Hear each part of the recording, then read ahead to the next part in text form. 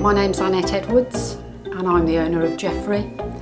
He's now 3'8". He's just over a year old, so I think he's going to take the record off his father. Darius is Jeffrey's dad and he's over 4 foot. He's now 5 years old. He's getting an old man now, but they do live till they're 8 or 9. Continental giants are large. Some are larger than others, as we can see. They're no different to keeping smaller rabbits. In fact, I'd say they're easier. The giant rabbits plod round like dogs, whereas the small rabbits, they tend to burrow and be scatty. So I'd say the large rabbits are much easier to handle. He said, what did you say? Oh, he wants Archie to be his friend. Yeah. Do you want to be his friend? Do you want to be his friend? Darius and Jeffrey and my giants are all very, very friendly.